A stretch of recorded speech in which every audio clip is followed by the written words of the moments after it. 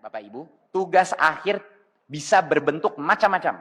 Bisa berbentuk prototipe, bisa berbentuk proyek, bisa berbentuk lainnya. Ya, tidak hanya skripsi, tesis, atau disertasi. Mendikbudristek Nadiem Makarim baru saja mengeluarkan regulasi penghapusan skripsi sebagai satu-satunya syarat kelulusan mahasiswa perguruan tinggi. Tidak hanya skripsi, regulasi tersebut juga akan diberlakukan terhadap tesis dan disertasi.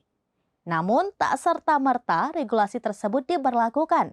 Menteri Nadiem menyebut nantinya ada alternatif lain yang menjadi pengganti tugas akhir mahasiswa sebagai syarat kelulusan.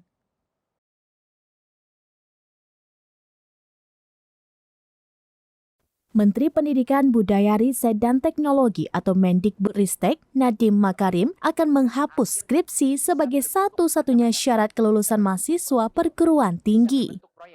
Bahkan tidak hanya skripsi, diketahui Mendikbudristek Nadiem juga akan menghapus tesis bagi mahasiswa S2 dan disertasi bagi mahasiswa S3.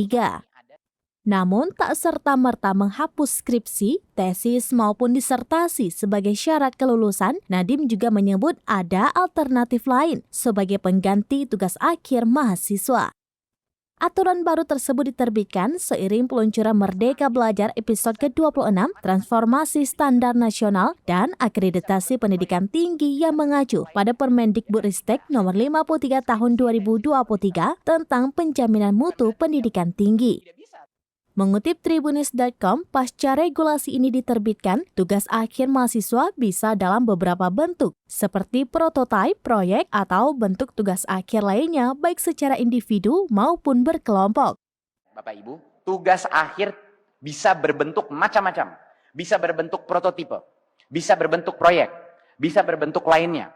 Ya, tidak hanya skripsi, tesis, atau disertasi. Adapun jika program studi sarjana atau sarjana terapan sudah menerapkan kurikulum berbasis proyek atau bentuk lain yang sejenis, maka tugas akhirnya dapat dihapus atau tidak lagi bersifat wajib. Jadi untuk beberapa prodi yang merasa proses mereka sudah dengan Project B sudah ada pembuktian hasil kompetensi, tugas akhir tidak wajib. Sementara itu, mahasiswa program magister atau magister terapan, serta doktor atau dokter terapan wajib diberikan tugas akhir, namun tidak perlu diterbitkan di jurnal. Aturan ini membuka berbagai opsi bagi perguruan tinggi untuk menentukan penilaian terhadap mahasiswa.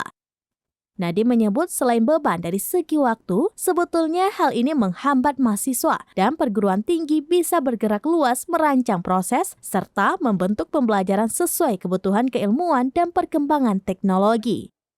Nadiem mengatakan tidak semua prodi atau jurusan bisa mengukur kompetisi mahasiswanya hanya dari skripsi saja. Misalnya, prodi vokasi akan lebih cocok dengan tugas akhir seperti proyek atau profil dan bentuk lainnya. Sama halnya bagi perguruan tinggi atau prodi akademik, tidak semua mahasiswa bisa diukur dengan cara yang sama.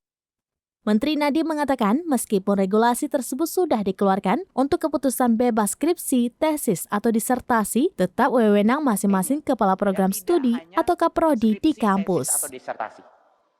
Bukan berarti tidak bisa tesis disertasi, tapi keputusan ini ada di masing-masing perguruan tinggi.